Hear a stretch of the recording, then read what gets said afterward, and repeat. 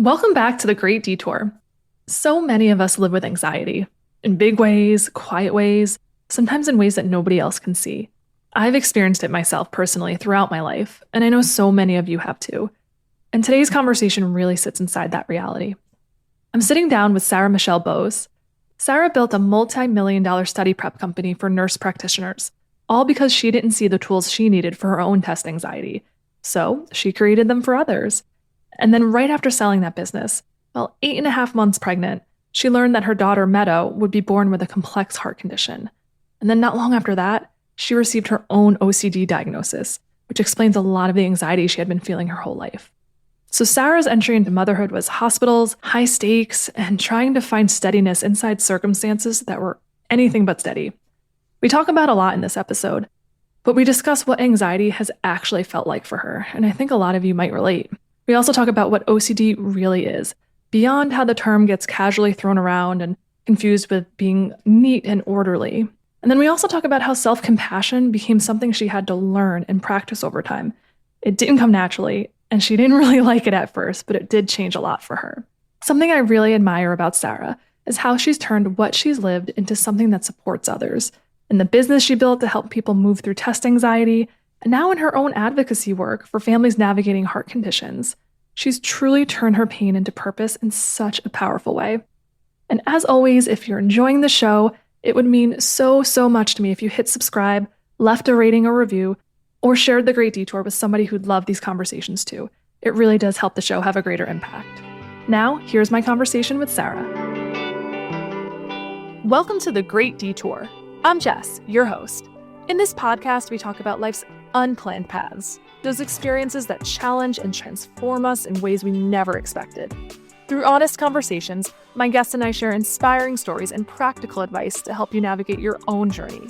I hope these stories inspire you to trust your path, embrace change with resilience, and step into your most authentic, empowered self. Sarah Michelle Boes, welcome to The Great Detour.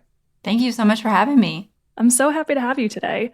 So you have a really interesting and inspiring story that has many different chapters in it.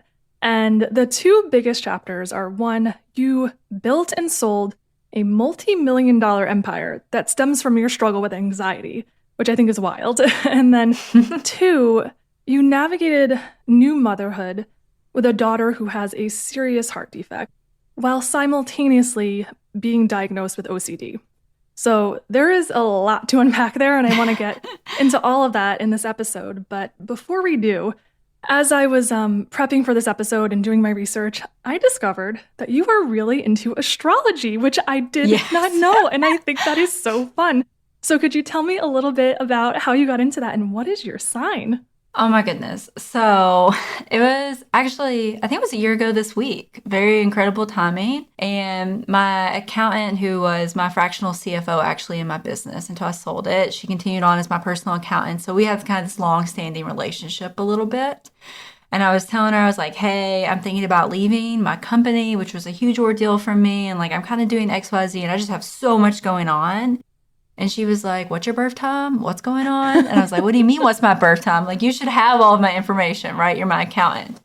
But she's been working with an astrologer over the last few years, and she gifted me a session with that astrologer.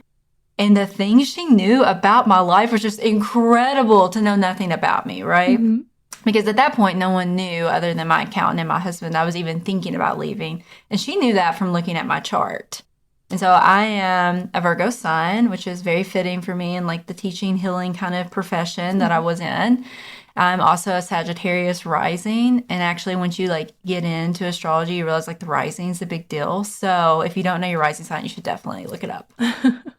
That's awesome. I am an Aquarian. I got my first tattoo last year and I got my Aquarius symbol tattooed on me. But I don't know too much about astrology, but the few readings I've had, same as you. It's just like very accurate. So cool. I do believe there's something to it. But every year on my birthday, I do a reading for the astrologer I have. And I just think it's such a nice tradition. And she just kind of sets me up for the year ahead and what to anticipate and what the energy is feeling like. And I just think it's such a fun thing to do. So yeah, I was surprised to come across that in my research. And I was like, we got to talk about this. But we can do a lot of people are surprised. Yeah, no, I love it because it's like a little bit of the balance between the practical and the mystical, you know? And I love when people Yeah, have those two sides to them. So I feel like we could do a whole other episode on we that. absolutely could. But to get things started, I would love to talk about your journey into nursing and the role that anxiety played in that, because I know it did play a big part in your story. Yeah, anxiety has kind of played a role in my entire life. And for a long time, I was labeled, well, really mislabeled as generalized anxiety disorder. But I knew by the time I got to college, like I felt then that I was like, this is something bigger than generalized anxiety. Because I would talk to people around me that have anxiety disorders. And I'm like, what I feel feels so much bigger than that. But you only know what you know at the time, and you make the best with what resources you have and the tools that you have and what people are telling you. And so ultimately, kind of a really big, like, pinnacle moment in my life was I was halfway through my nursing program and I was asked to do a skill with my instructor that I had never done before. And when I asked for help, she yelled at me, which for someone who wanted to do it exactly right always and be over triple prepared and all the different things and very type A, that was super You're hard. also very Virgo. Yes, very Virgo indeed. I actually have a lot of placements in Virgo. So, that being said, she gave me this limited time window to figure out how to do this skill on my own. She did not like how I went about that because I went to ask another nurse at the nurse's station. So, she yelled at me again in the nurse's station. So, we went from being yelled at in private to then being yelled at in public in front of nurses, patients passing by, fellow students.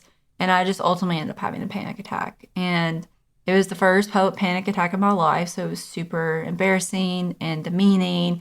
And I was already feeling all the feelings about it. And what ultimately ended up happening was at the end of that clinical day, I was approached by her and I was approached by the course instructor at the time. And they were like, hey, you didn't do so hot on the first exam. You're having panic attacks in clinical. Like, we don't think this is for you. Like, we think you're a little bit just too anxious to be a safe nurse. And so I really, I had to advocate for myself. I had to advocate for my mental health because I felt like in some ways, I mean, people get a little scared when you throw out the discriminate word, but I felt like I was being discriminated against for my disorder that was diagnosed, even though it was wrong at the time. And I found out one day it was OCD, which was much more fitting for what was happening. And I ultimately ended up passing that class with a B, which was a really huge deal and really fun for me and very exciting for me. But I ended up tutoring the year after that same course I had almost failed. So I kind of went from this very bridge moment of, can I do this? Do I want to do this? I'm going to have to advocate for myself and really push to continue on here. To then being like, okay, how could I help other people pass this course? Because it was the notorious course that 30% of people failed, that whole movie scene of look to your left, look to your right. We did that in that course. Wow. And I had so much success teaching other people how to pass that course. And a lot of it was really geared around anxiety tools and anxiety strategies. And it wasn't necessarily the content, you got to have a little bit of both. But it ended up creating this beautiful framework for what would one day become my business. And also this foundational moment for me of I'm meant to teach and I really love to teach and I'm good at teaching and this is something I want to do.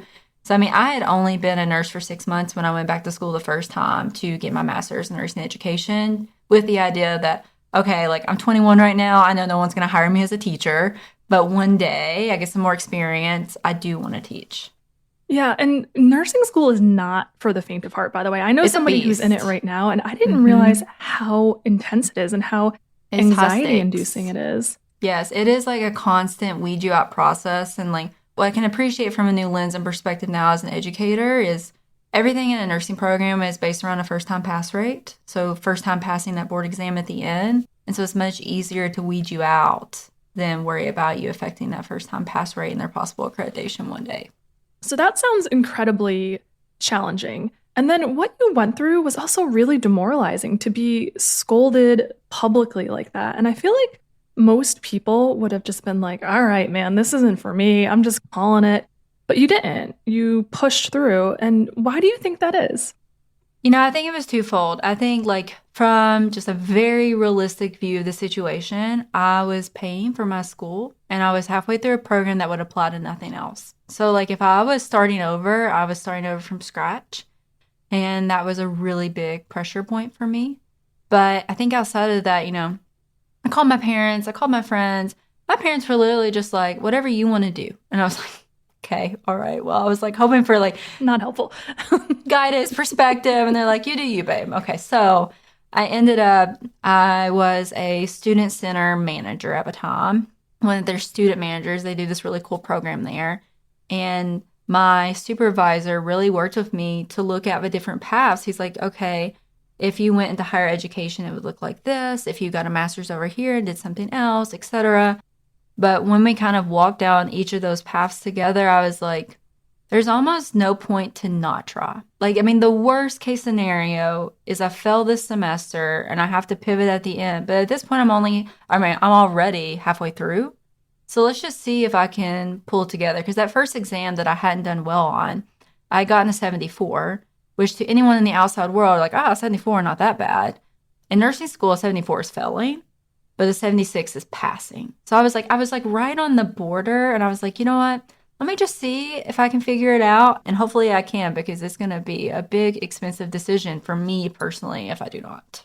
Yeah, that's a lot of pressure too, to be like, all right, So what do much I do? pressure. Especially for a Virgo and somebody who likes to get things right and likes control, to just say, okay, like I hope this works out. But it's amazing that you powered through. And then after that, so you created this business that basically helped other people pass the nurse practitioner board exam. Is that what it was? Yeah, that's correct. Okay, that's awesome. And then you said you used a lot of tools that worked for you, mainly with like anxiety management, right? Can you tell us a little bit more about like the course and how it worked? Oh my goodness. Kind of the lead up and how this course even happened is very unfortunately, but also very fortunately at the same time. I graduated May of 2020, which means I graduated like smack dab in the middle of COVID chaos.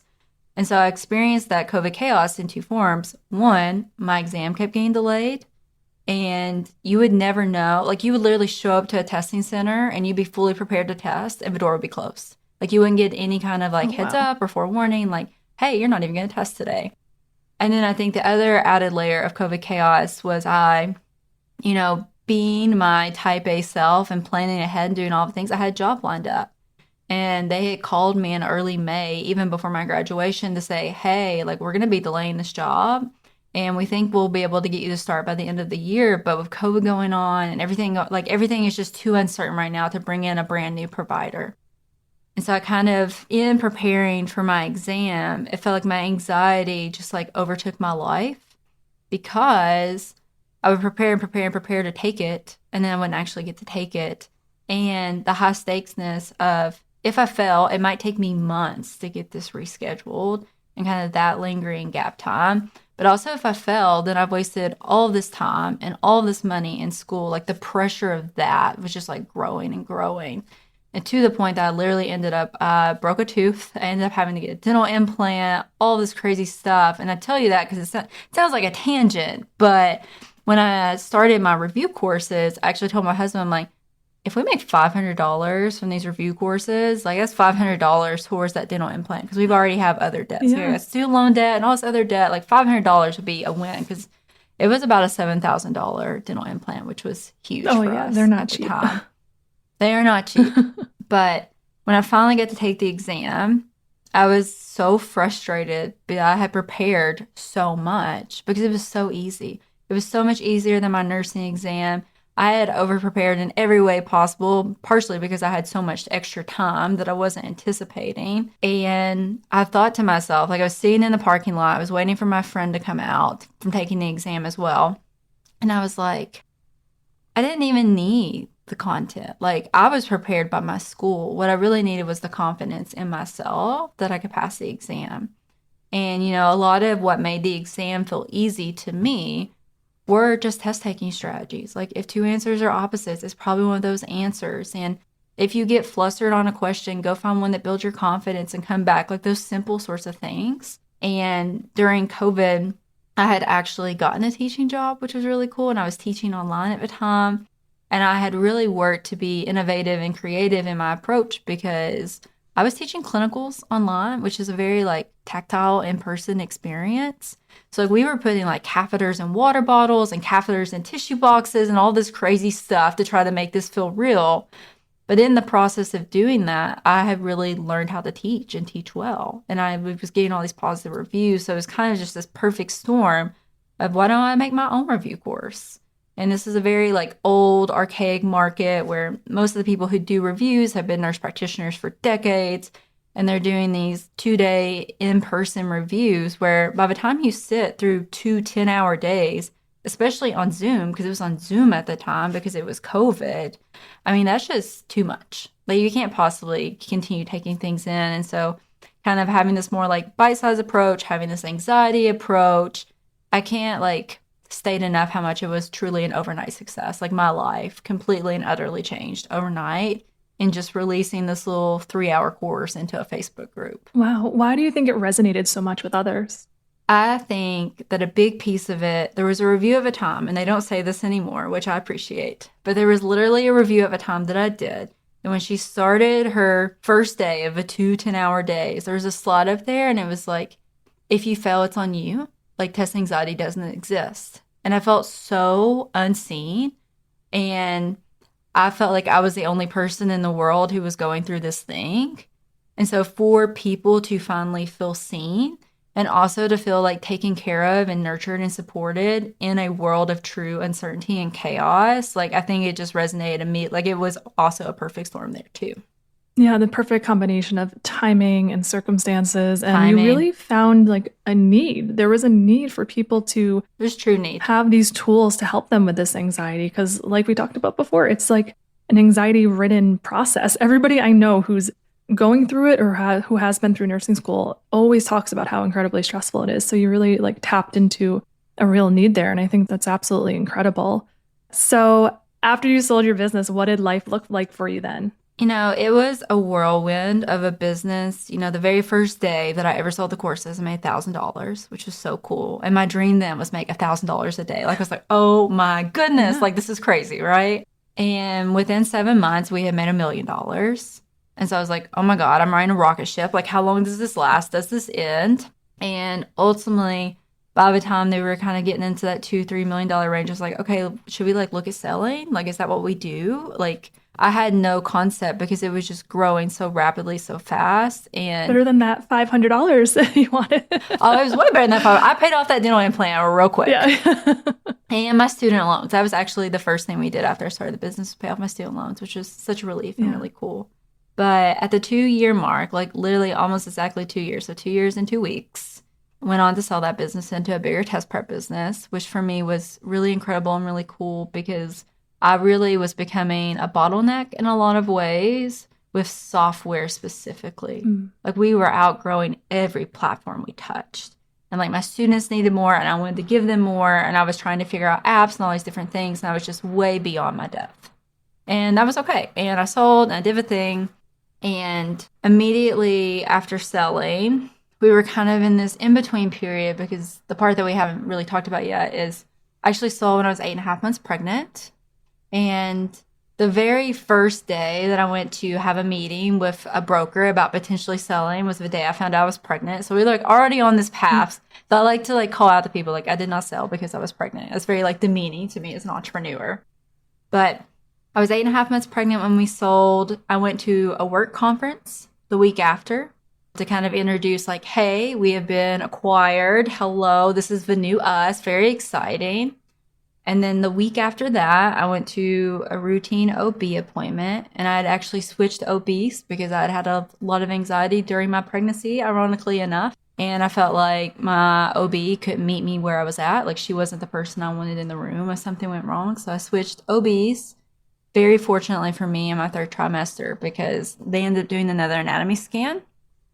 And at this point, I was, 34, 35 weeks. And they're like, something looks weird, but we don't know what.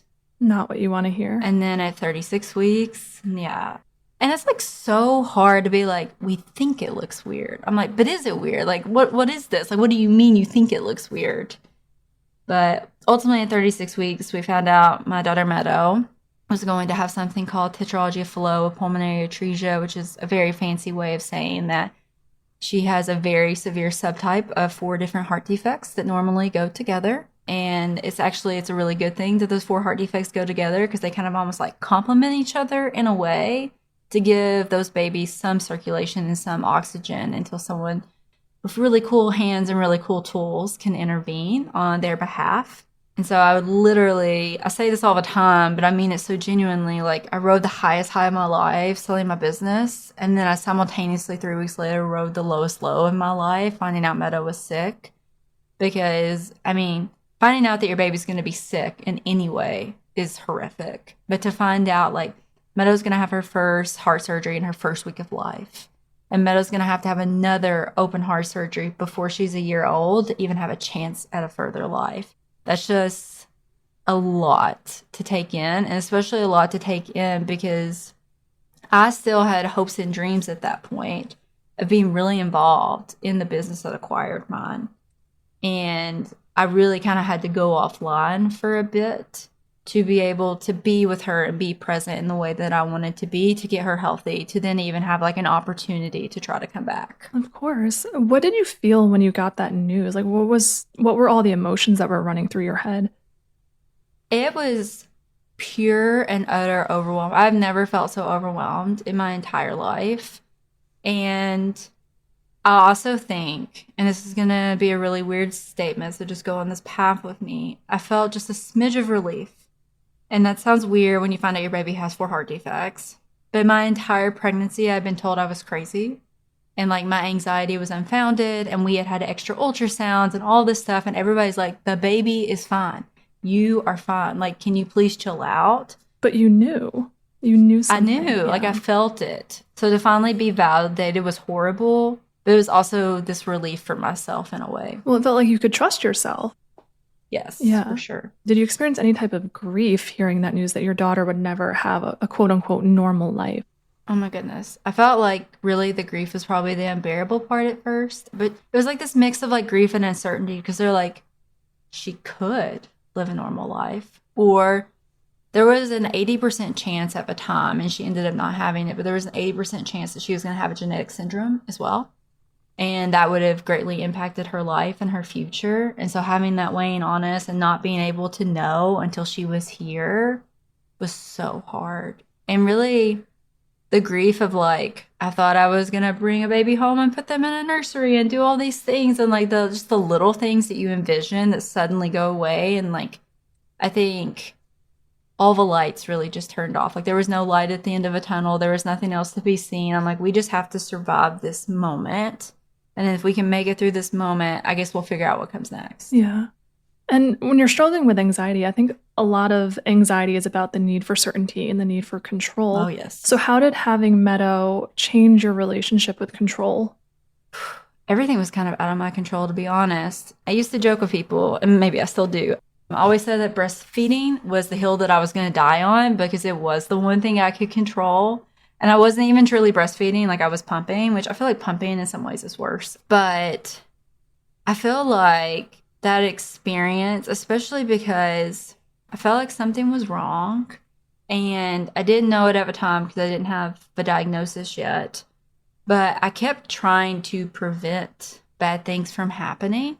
And I got myself in this really tough spot because I was like, if I don't have a baby shower, nothing will happen to the baby. If I don't do an announcement, nothing will happen to the baby. But as I was saying a few moments ago, we sold and I went to a work conference. I was very pregnant. There was no way to avoid people knowing I was pregnant. And so I actually announced my pregnancy going to the conference because I knew I was going to be seeing thousands of people. Mm-hmm. And when I was there, my very lovely work wife and friend threw me a surprise baby shower, which was incredible and so sweet. But then when we got the diagnosis, I was like, I caused this. This is my fault. That's classic OCD, right? It's very classic OCD. Yeah. It's like textbook OCD, but I just didn't know at the time. And obviously, like, I have a medical brain. Like, I know her heart was formed at 6 weeks. Like, I know that I did not cause her heart defect by having a baby shower. But you can't really rationalize on logic with OCD. And you really have to sit in the uncertainty to kind of make it through and not let it consume your everyday life. And that's really hard to do when you don't know that you have the diagnosis and you don't have the correct tools to deal with it. Yeah, and I'd love to talk about your OCD right now. It's actually a topic that's personal to me. My little sister was diagnosed with it years ago. And so it can be a really debilitating thing. And, it's sometimes people don't mean it this way, but it annoys me when people just throw around the term like, oh, I'm so OCD. And they use it to be synonymous with being neat and orderly, which I think there can be a component of that. But it's so much more than that. intrusive thoughts. It's so much bigger. So I would love for you to, for people who might not be familiar with what OCD is, just to tell us a little bit about what it is and also like how does it manifest for you? I love talking about OCD. It's like one of my favorite things, just to like break it down for people in a way that makes it really simple and really easy. Because at its core, all OCD is an intolerance of uncertainty. But in the world that we live in, everything is uncertain all the time. You know, the only certainty in life, I believe, is death, which is kind of like dramatic and morbid. But if you think about the classic example that people often think about with OCD of hand washing, what those people want is absolute certainty that they don't have germs on their hands, that they're not going to get sick, X, Y, and Z. And so the hand washing is really just a symptom of the bigger problem and the bigger intrusive thought or image or whatever it is that they're having going on. And there are so many more flavors and themes of OCD than just contamination OCD, which is very real in its own thing. But just to give a couple of examples of flavors that I've experienced, you know, there is like the stereotypical as well, like just right OCD, like I got to put this in this spot. And I have like little bits of that because what you'll find too is OCD will try to latch anywhere it can latch. And so if it can get you to do something small, then eventually it gets you to do something bigger and like buy into something bigger. But for me, magical thinking OCD is a huge one. Like if I don't do X, then Y bad thing is going to happen. And also harm OCD, which is a hard one for people to talk about because it's like, you know, I would have terrible, terrible intrusive thoughts of like picking up knives and accidentally somehow stabbing myself or stabbing my daughter. And that's obviously like the very last thing that I want, but it was a very real fear. And what ultimately ended up happening to me was my OCD became so out of control going through all of Meadow's health stuff. Like it wasn't great before. Meadow's health stuff really kind of exploded it wide open for me. And then by the time that we made it home from the hospital, I literally couldn't even pick up a butter knife. Like I couldn't pick up a plastic knife anymore. Like it was just so intrusive and so terrifying for me to try to manage and deal with those thoughts when I didn't know how to do that quite yet. And so if you heard nothing else, it really is just an intolerance of uncertainty. And then you have to figure out how you're going to live within and manage around uncertainty because that's just a part of daily life. So what did it feel like for you when you got that diagnosis? It was kind of a surreal experience getting the diagnosis because all I really knew about it was kind of that media version. And the only way that I actually found out that even OCD should be on my radar was when I was pregnant. I was working with a business coach for a couple of sessions who was incredible and cool and built a personal brand. And we were talking and we were going back and forth and I said something and she was like, oh, wait, sorry, pause. How are you managing your OCD? And I was like, haha, I don't have OCD. And she's like, oh, no, babe. She's like, that's textbook OCD, that thing you just said to me. And she's like, I know I'm your coach in this setting. I know I'm a therapist in real life. She's like, I can't treat you over state lines though. So like you need to go like seek out diagnosis or blah, blah, blah. And at that point in my pregnancy, you know, I brought this up with my husband and we ultimately decided together, like, ironically, I was so anxious during my pregnancy. We didn't want to add another thing to the list. And I was always like, I'll kind of revisit this later if I feel like this is a thing. Like maybe I'll do some more research later, but I'm selling the business. I'm about to have a baby. Like this isn't the time. I don't have time for OCD. I don't have time for OCD, but it's funny to get the OCD diagnosis because when you understand what it actually is, it like encapsulated all of my other diagnoses immediately, minus the PTSD. And obviously, after living through the things we live with Meadow, like there's a PTSD layer to that as well, and like some trauma complexity. But I think the OCD scale was out of 40 and I scored a 37. Oh, so it must have been really suffering so much. Oh. Well, that's kind of how I ended up getting the diagnosis because we came home from the hospital. I set up an appointment at the OCD clinic a week later because I was like, I can't live like this. Like, I can't sleep. I can't eat. I can't function. How am I supposed to go back to work? Because they had made me into this super hyper vigilant medical mom. And now we're just supposed to go home and everything's fine now. And like, she doesn't need to be on monitors now because the short amount of time she lived in our home in between those first two surgeries, which is about 2.5 months, she just looked at the monitors all the time. Like we just had hospital at home. And now to just like go home and be free was just too jarring for me. And so like I was wanting to keep in that pattern. but it wasn't sustainable, and I wasn't going to be able to be a present mom or live the life I wanted to live. And so I had to figure out a way to pivot. And that was how I ended up deciding to do my intensive outpatient program that I did. And so, what type of therapies or treatments have helped you the most manage your OCD? Because it's something that you forever live with, right? It doesn't go away. It's just something that you learn to manage, and it's just something you integrate in your daily life. Yeah, for sure. I tell people all the time that I'm recovering, not recovered. And so actually, planes are a big OCD thing for me. And I ended up we were talking before the podcast started, I ended up having to fly on a plane 24 hours after this major crash and explosion, literally where I live.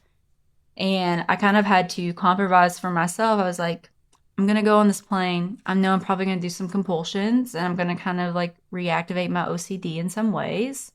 But that is a part of the recovering process. And when I come home, I'm going to work on those, and I'm going to meet up with my OCD therapist, and we can kind of do X, Y, and Z.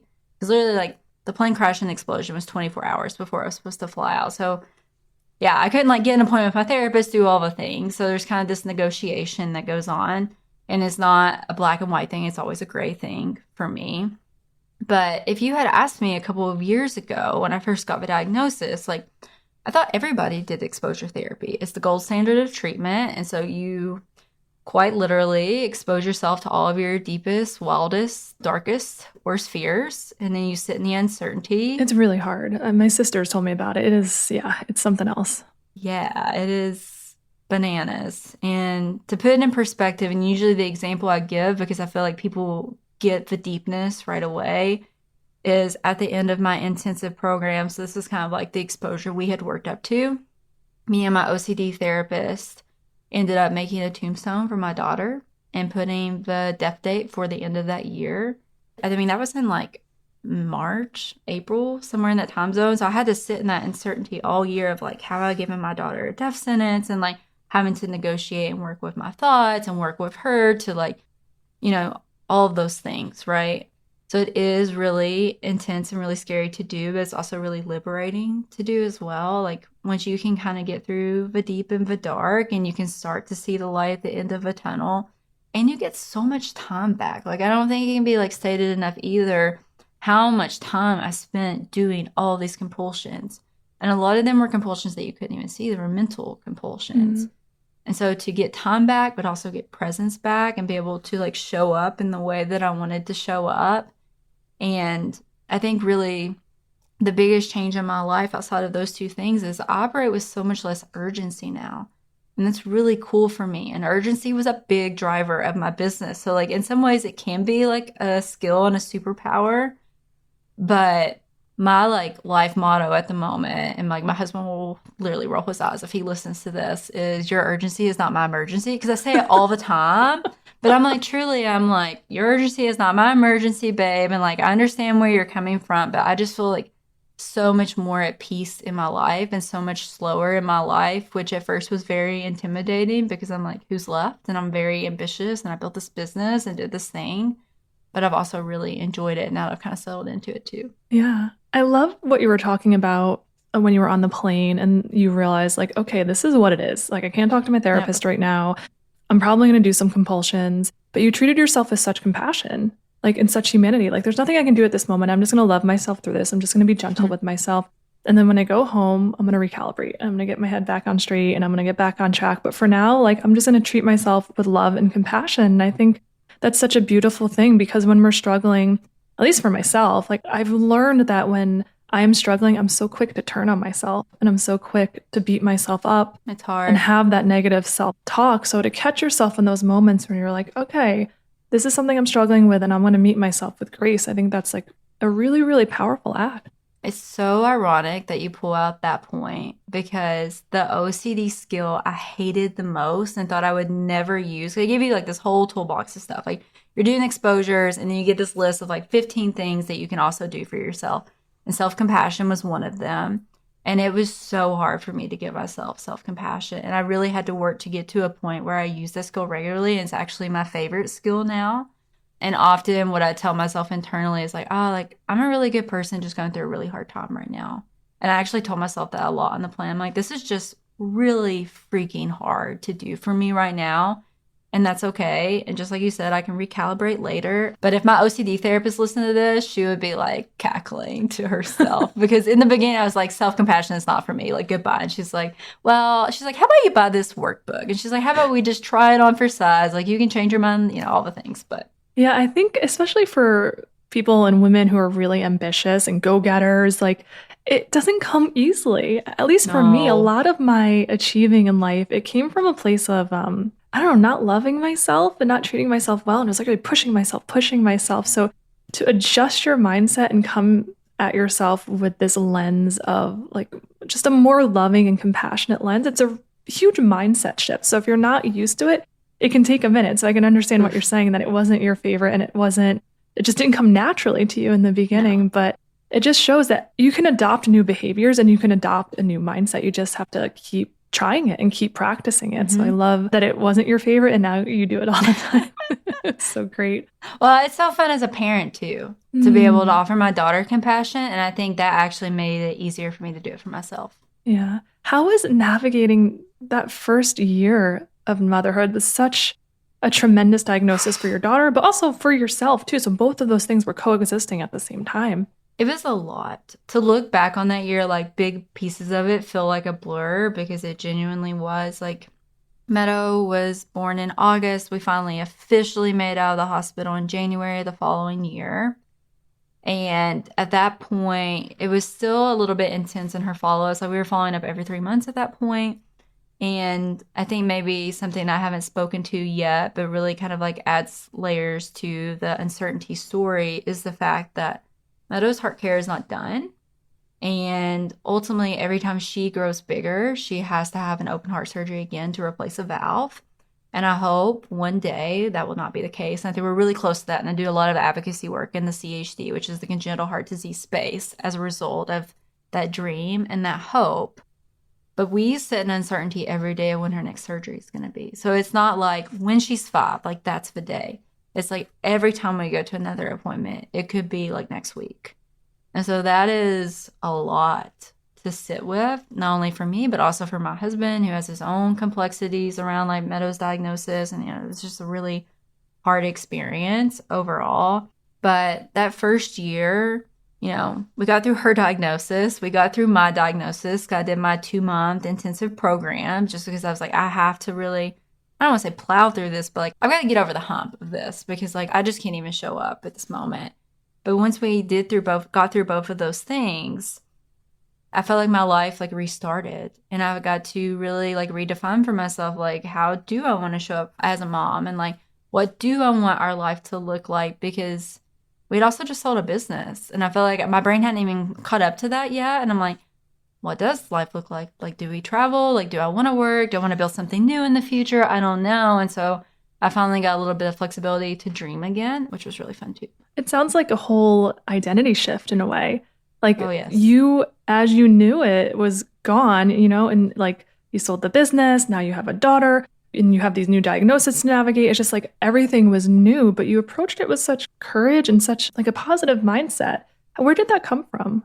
I feel like kind of the story of my life, or the invisible string, which I'm working on a memoir right now, so I've been thinking about a lot, is just resilience. Like, I've lived through a couple of really like horrific things in my life. And this is something that me and my husband discuss as well, because if you ask him, he was like, Meadow's diagnosis and her surgeries, he's like, that was the first like real big, bad, scary thing that ever happened to me. He was like, this is my first like big trauma ever. And not to be crass, but like that was probably like my 6th or 7th big trauma in my life. And so I just had an access and availability of coping skills that he didn't have access to. But once I got my OCD diagnosis and I got even more coping skills and really learned to work with my brain, I think it made it easier to figure out all those pieces and to be able to continue to be resilient and continue to learn new ways to be resilient too. And I try really hard, like when I feel really big grief about something, like even my experience when I was in nursing school, like that was a lot of grief for me, for someone to be like, we don't want you here. Like, that's just hard to hear, but to really turn that grief into like purpose and kind of its own advocacy. And now I'm just doing that same thing with my daughter's diagnosis. Actually, I did the same thing with my business. I like being able to like show other people what's possible and kind of rewrite that narrative for them and help them see that. It's a beautiful thing. I love when people turn their pain into power and purpose and use it to help others. It's just, there's nothing better, you know? Yeah, it's really cool. So what does life look like for you today? And what does it look like for Meadow? So right now, my husband is building his own business, which is really cool and really incredible. And I'm really proud of him because he was really instrumental in my business of like just getting everything out of the way. He was like, you're sitting on the golden egg. Like you've got the rocket ship. Like, let me get everything out of the way. So great partner. Yes. Incredible partner. So encouraging, so supportive. He could very much see the vision before I could see the vision. And so now I'm trying to do that same thing for him. And I think a lot of what life looks like for me today is trying to find this like ever evolving balance between being a mom. And I love being able to like show up on a random Tuesday to music class when it fits in my day, but also find things that light me up and bring me passion and purpose. Because I mean, I'm only 31. I sold my business when I was about to turn 28, I believe. And you got a whole life ahead of you. I have a whole life ahead of me and I want to figure out what exactly is next. So I've been working on a memoir. I've paused that a little bit because I'm trying to do some reworkings. I'm about to release a children's book about heart defects, which I'm very excited about and it's really cool. And I do a lot of things like this, podcasts, interviews, I go on the news sometimes, and either I spread awareness about mental health or just kind of the entrepreneurial journey or about CHD specifically. A lot of people don't know that congenital heart disease and heart defects are the most common birth defect, but one of the very least funded. And I would love to see that change in Meadow's lifetime. And also just like thinking for us, if Meadow had been born even 30 to 40 years before, like there wouldn't have even been a surgery available to her. So super cool that she lives in a time and age of medicine that allows her to live a long life, but hopefully a life with less open heart surgeries than is planned for her currently. Yeah. Well, it sounds like you have a very bright future ahead, and so does Meadow, and she's so lucky to have you. So I have one final question for you. For anybody who's listening, who's struggling with anxiety, in whatever capacity that might be, and who feels a lot of shame around it, is there something that you would say to them?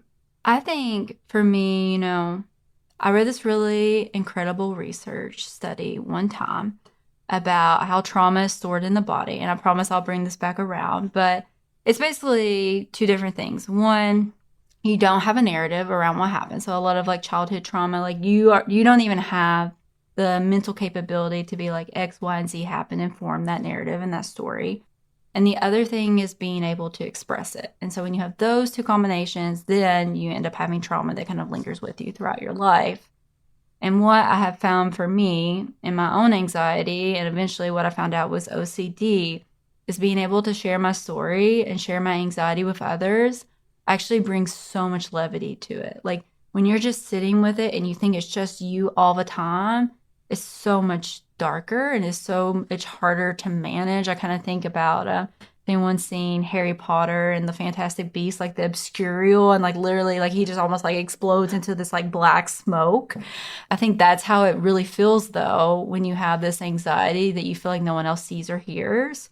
And a lot of people would be like, I'm in therapy, but I still feel unseen. And what I always say to that is find a new therapist. It's kind of like speed dating.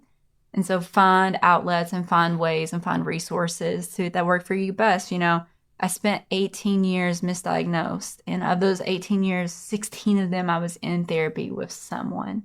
So just keep looking for the next right person. Such great advice. Sarah, where can listeners find out more about you and your upcoming book, your memoir? I'm so excited. You gotta let me know when it comes out. I gotta read it. Yeah, I am everywhere. I think the easiest place to connect with me is on Instagram. Right now, it's at Sarah Michelle MP, but very soon it will change to just Sarah Michelle Boes, as I'm always etching further and further away a little bit from my previous business. And then I also have a website, which is sarahmichelleboes.com. And obviously, my children's book and my memoir will be on my personal website, but I opened up my own publishing imprint to release this children's book as well. How exciting. I love this. I'm so excited. So I had a former life in children's book publishing. This is so funny, did but you? I love this. Yes.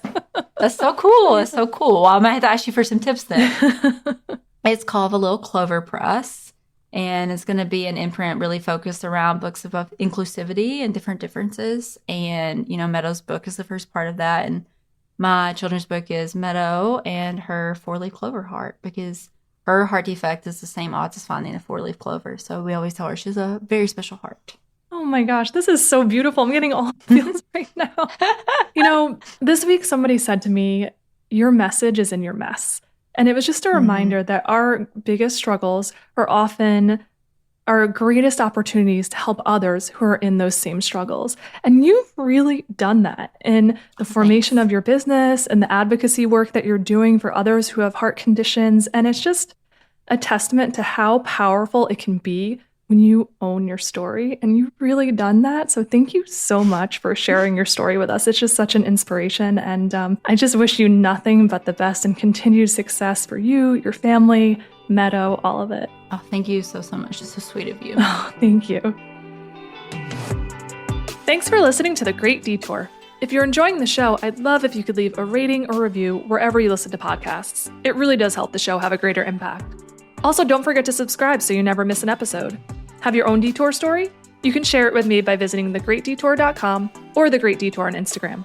Thanks for taking this journey with me.